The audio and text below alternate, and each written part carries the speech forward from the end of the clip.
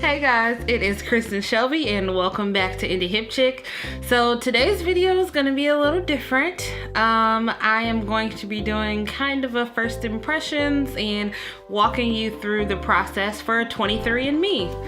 So I ordered my 23andMe box a little bit before Christmas, and I just kind of wanted to share the process with you guys. So if you haven't heard about it, you can learn about it, and if you have heard about it but are kind of still deciding if you want to do it or not, you can see my process and go from there. So I ordered the Health and Ancestry and DNA package.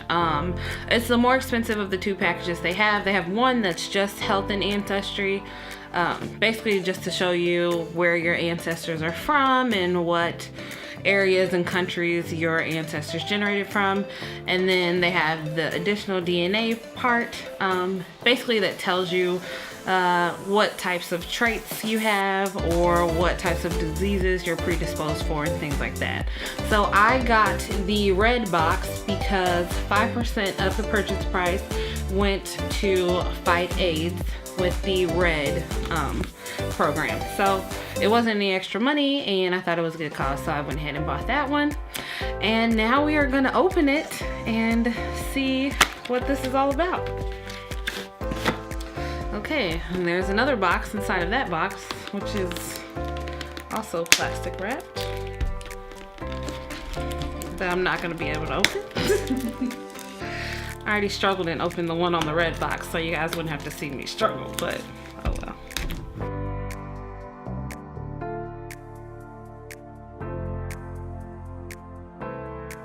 Okay, so this is what the box looks like. 23andMe, welcome to you. It's got little chromosomes along the bottom.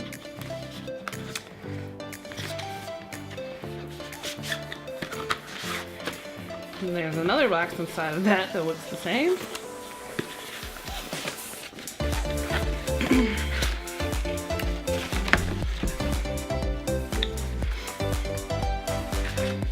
Okay, so it says, hi, let's get started. We're excited for you to begin this journey. Basically where to go to get help. So it's like a saliva collection kit, and basically I think you just spit in this little vial and let's see. Oh damn. It says no food or drink for 30 minutes. So we need to wait. I don't remember when the last time I drank that Frappuccino. Well, you did that at the beginning, didn't you? Or did you? Oh yeah, that's true. That was 30 minutes ago, because we've been filming for 30 minutes. Does water count? I don't think so. I feel like water is water. I don't know. It specifically has a cup here. Looks like a coffee cup. What do you think? Looks like coffee. Water though? I don't know. What's the Help Me website with frequently asked questions? Let's see if water is accessible or not.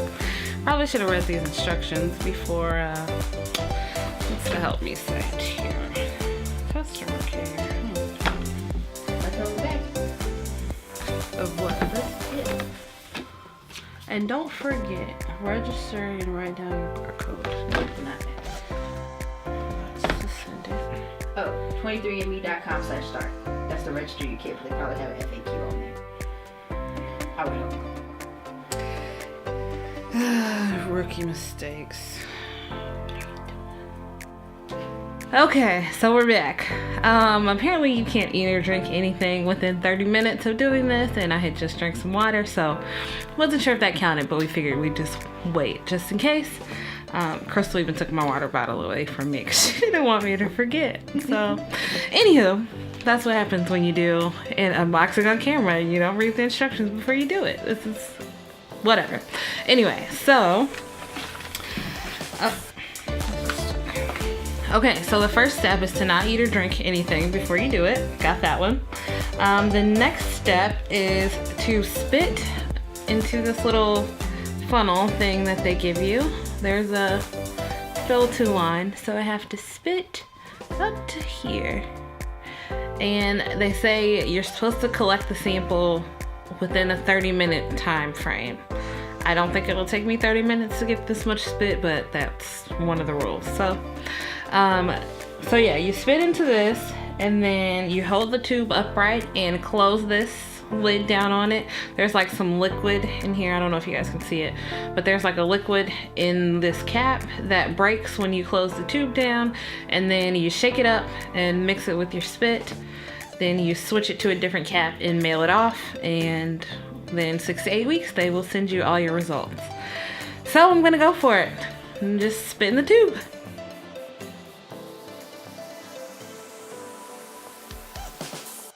I'm like a third of the way there, but I'm so thirsty.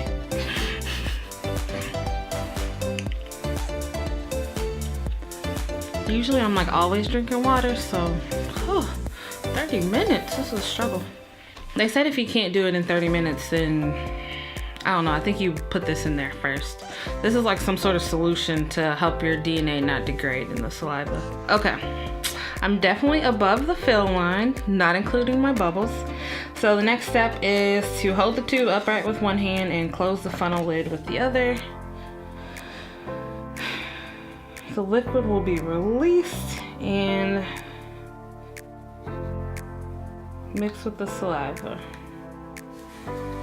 So holding with one hand, closing with the other. The liquid is releasing. Oh, it did close the line. Okay. Oh. Okay, so now I'm supposed to hold the tube upright and unscrew this funnel lid. We can throw that away. And then they give you another little tube in there and you screw that tube on. Ew, this looks gross. You can see like little swirls. I don't know if you can see it on camera, but in person, it looks kind of nasty.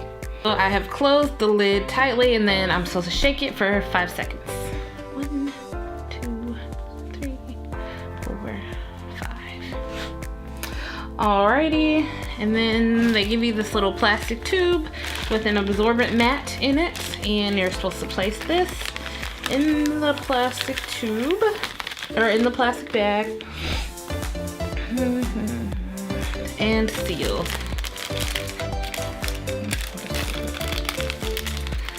Well, you pull off this little thing, and it's sticky. You just seal it up. And then put it back in the little box that it came in.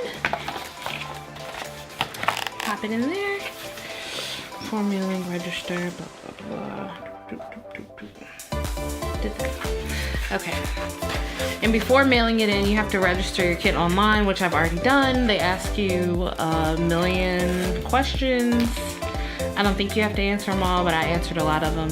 Apparently I answered more than 30% of people that do this. They told me after I finished the survey. So anyway, you peel off the little sticker that came and it's sticky on the box and seal it up. Nice and tight. And then you mail it off, and in 6 to 8 weeks I will have some results and I will be back to share those with you. Hey guys, so I am back and I finally got all of my results in. I actually got them like a couple of weeks ago, but I haven't looked at them yet. I wanted to wait and, you know, make it some kind of special between the two of us or the whole internet or whatever. Anyway, so now is the time for me to see all of my ancestry and DNA and all that jazz.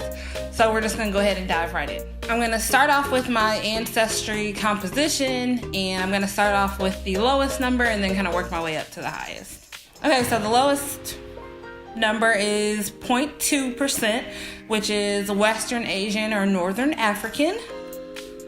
Next, we have 1.1% East Asian and Native American. All black people swear they got some Cherokee or something in them. I don't know.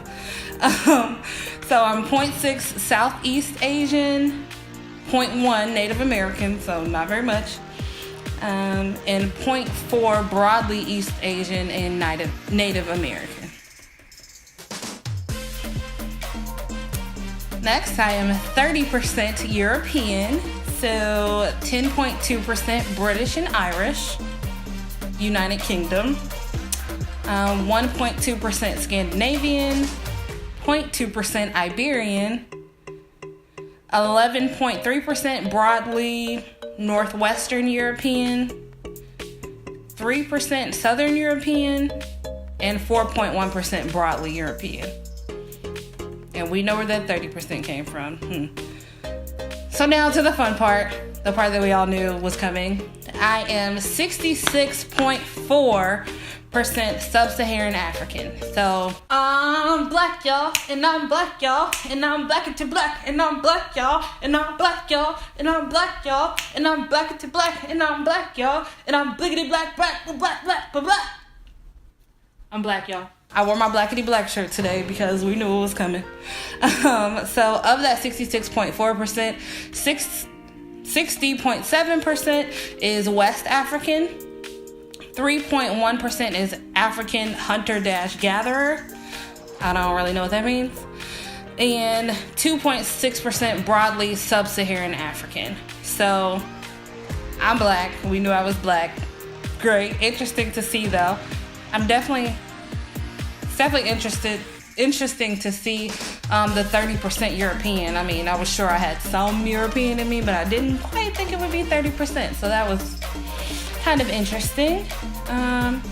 Now I also want to go through the reports that I'm like really excited about are the like genetic predisposition type reports. So the first one is going to be one of the genetic health risk reports. So with 23andMe, you can choose whether or not you want to know your genetic health risks for certain diseases.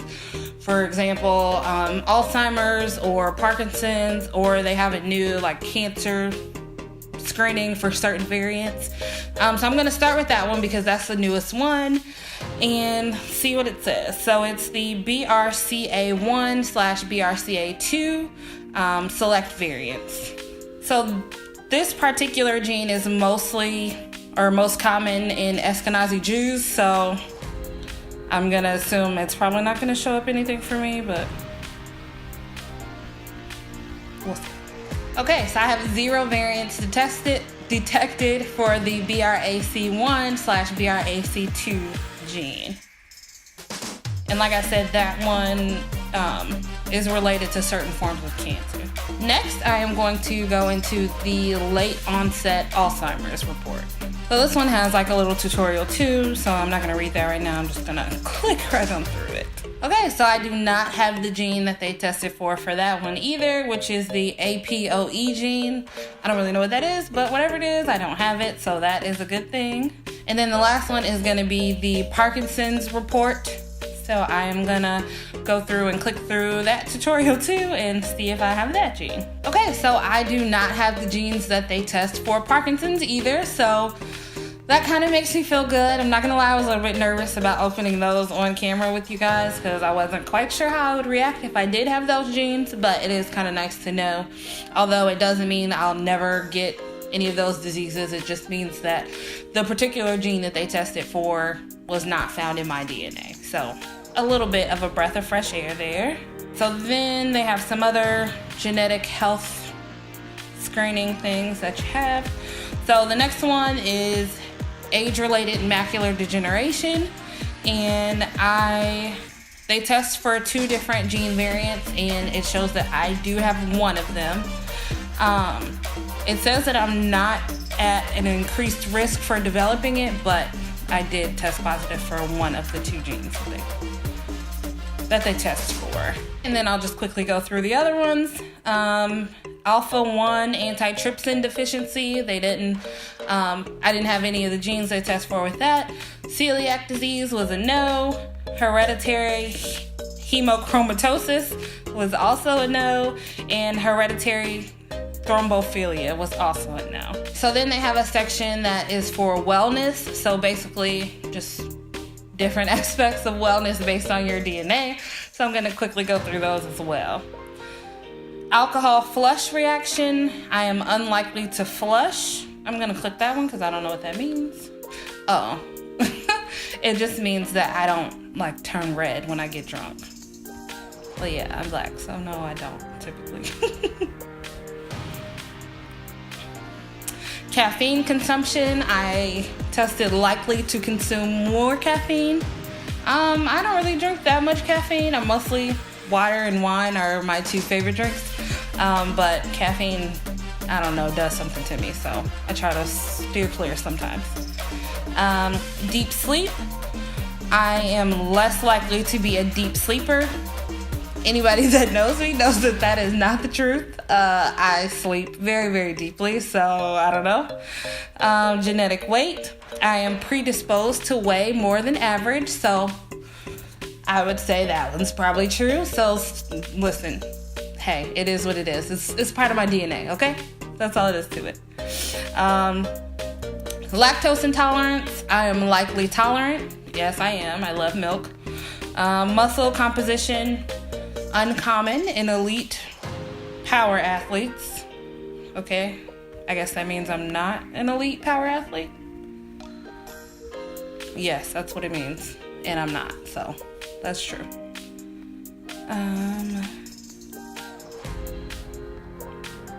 Saturated fat and weight, it says likely similar weight.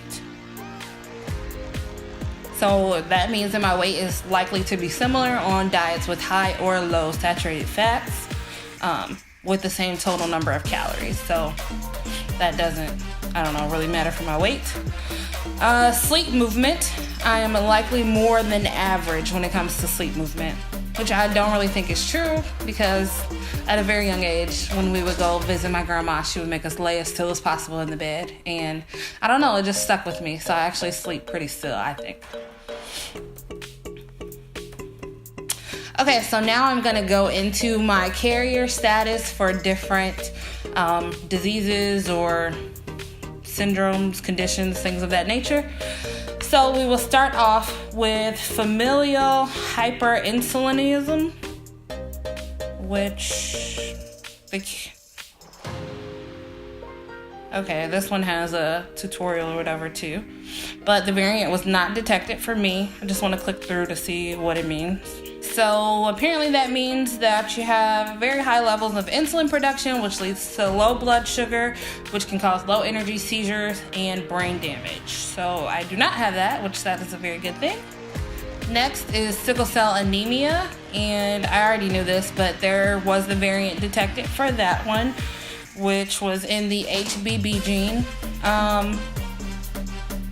This one is very important for people to know about because you can obviously pass sickle cell anemia to your children.